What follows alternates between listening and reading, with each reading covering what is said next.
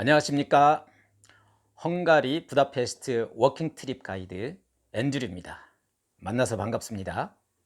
자, 오늘은 헝가리 자유운동에 대해서 여러분들에게 소개하고자 합니다. 얼마 전에 한국에도 5.18 기념식이 있었더라고요. 그것을 보면서 헝가리의 5.18이라고 할 수 있는 자유운동에 대해서 여러분들에게 소개해야 되겠다, 이렇게 생각하게 되었습니다. 헝가리에서 공산국가였을 때 헝가리에서 가장 최초로 1956년 자유운동이 있었어요. 당시에는 많은 희생자들이 있었지만, 그러나 30년이 지난 1989년에 드디어 자유운동의 열매를 맺게 됩니다. 헝가리에서 최초로 공산국가에서 자유를 얻고 독립을 하게 됩니다. 헝가리가 소련으로부터 개방하면서 그 민주화의 물결에 물꼬를 트게 되죠. 그러면서 베를린 장벽이 무너지고, 그 다음에 동유럽이 무너지고, 그 다음에 소련 연방이 무너지게 됩니다. 자, 2차 세계대전이 끝나고 1945년이죠. 얄타 회담에서 미국의 루즈벨트, 영국의 처칠, 소련의 스탈린 세 사람이 모여요. 그때 스탈린이 이 동유럽을 강력하게 요구를 하게 됩니다. 그래서 동유럽은 소련 속국에 들어가게 됩니다. 동유럽 하면 그 당시 폴란드, 체코슬로바키아, 헝가리, 루마니아, 불가리아, 구유고슬라비아 연방, 이쪽을 이제 동유럽이라고 하죠. 이 스탈린이 또 독일을 동독과 서독으로 나누어서 동독은 이제 소련 진영, 또 서독은 서방 진영이 됐죠. 그 동독 안에 베를린이 있는데, 섬처럼 있는데, 베를린이 또 두 개로 나눠가지고 동베를린, 서베를린으로 나눠져 있습니다. 근데 스탈린이 이 동베를린에서 많은 지식인들이 그 서독으로 넘어갔기 때문에 장벽을 쳐버린 겁니다. 그거를 연장해서 동유럽까지 이 서방에 대해서 철의 장막을 딱 쳐버려요. 장벽을 쳐버린 거죠. 그래서 자유진영 서유럽과 이 공산국가 간에는 교류가 없었습니다. 1945년부터 시작해서 1988년까지 완전히 닫혀 있었죠. 그래서 그 당시를 가리켜서 철의 장막 시대, 미국과 소련이 서로 경쟁하는 냉전 시대, 또는 자유진영과 공산주의 진영 간의 이념적인 대결하는 이념 대결 시대라고 부르죠. 스탈린이 요 공산국가를 장악하기 위해서 아주 철통 같은 통치를 하면서 엄청난 공포를 심고요, 모든 자유를 빼앗아 버립니다. 그 배급제를 실시해가지고 이제 국민들을 완전히 통제한 것이죠. 이에 대한 저항하는 저항운동, 자유운동, 민주화운동이 바로 1956년 헝가리에서 가장 먼저 일어났습니다. 1956년 헝가리 부다페스트에는 공대에서 빼떠피라는 서클에서부터 시작해서 자유운동이 시작됐습니다. 그 당시 부다 공대 빼떠피 서클에서 젊은 대학생들이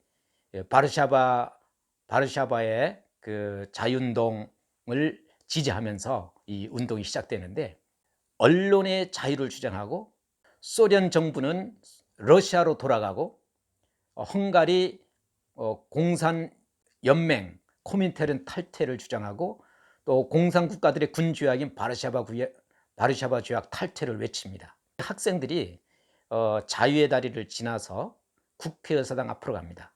거기서 자유운동을 하죠. 시민들이 합세하면서 이 자유운동의 물결이 엄청 커집니다. 그런데 그때 헝가리 공산정부에서 소련 군 진압을 요청합니다. 그래서 소련이 2,000대 이상의 그 탱크를 이끌고 부다페스트에 침공을 합니다.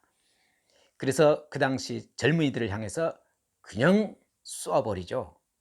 그래서 그 당시 젊은이들이, 또 시민들이 약 3천여 명의 희생자가 생겨났습니다. 그래서 헝가리의 자유는 엄청난 희생을 통해서 얻은 값진 자유라고 합니다. 그래서 이 1956년 10월인데요.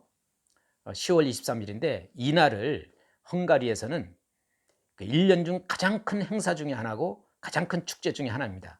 참 재미있는 것은 그 당시 학생들과 시민들이 총을 쏠 줄 몰랐는데, 그 러시아 탱크 몰고 온 러시아 군과 이제 싸우는데, 북한에서 유학 온 학생들이 그 헝가리 젊은 학생들에게 총을 쏘는 것을 가르쳤답니다. 총을 쏠 줄 모르는데 북한에서 온 젊은이들이 다 총을 쏠 줄 알았다는 얘기죠.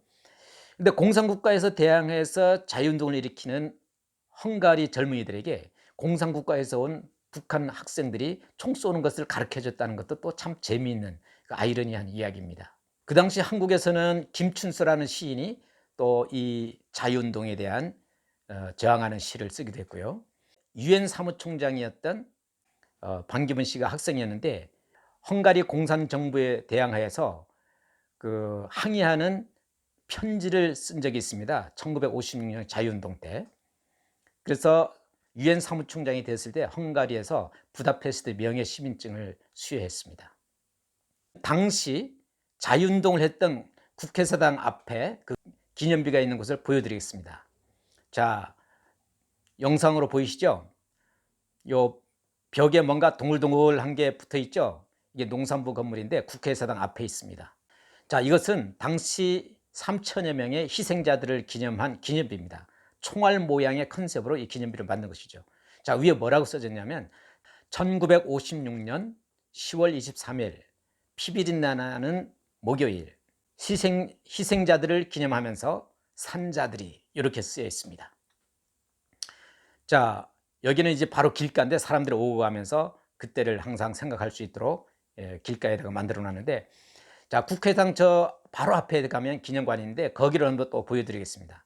자, 여기는 기념관인데요.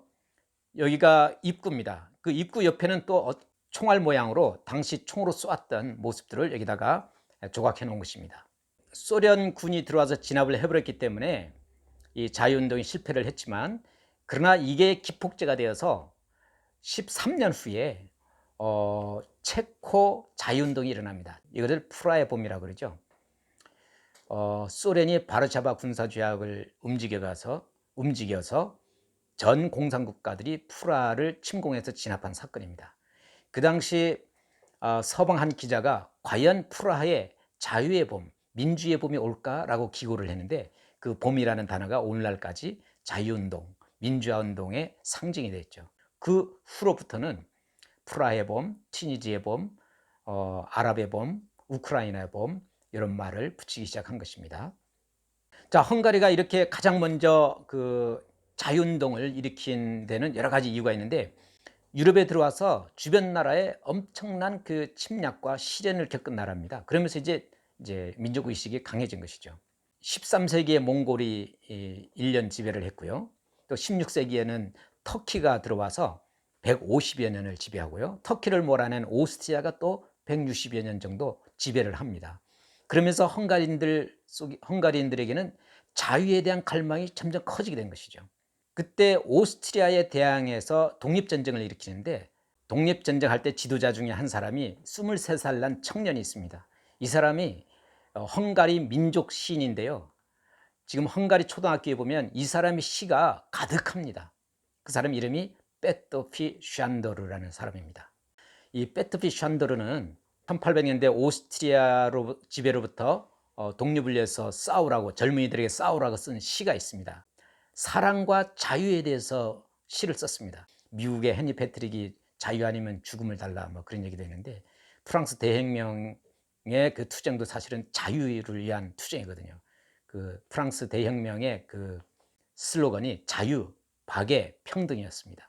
근데 헝가리 요 빼테피 샨도라는 사람은 사랑을 위해서는 나도 목숨을 바치려니와 자유를 위해서는 그것마저 버리리라, 이렇게 시를 썼습니다. 일반적으로 사랑이 최고의 가치가 있는데 이 사람은 사랑보다도 자유를 더 드높였습니다. 그러니까 젊은이들의 관심이 사랑이잖아요. 근데 그 나도 사랑을 위해서는 목숨을 바칠 수 있지만 자유를 위해서는 그것마저 버리리라. 물론 그 자유는 바로 헝가리의 독립을 가리킵니다.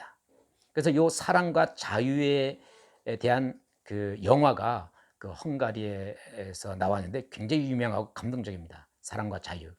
그 한국어나 그 영어로는 영광의 아이들이라는 이름으로 제목이 번역돼서 나가는데, 정말 두 젊은 청춘이 그 사랑을 불태워서, 사랑을 희생해서 조국의 자유를 위해서 싸우는 그런 아주 눈물겨운 감동적인 이야기입니다.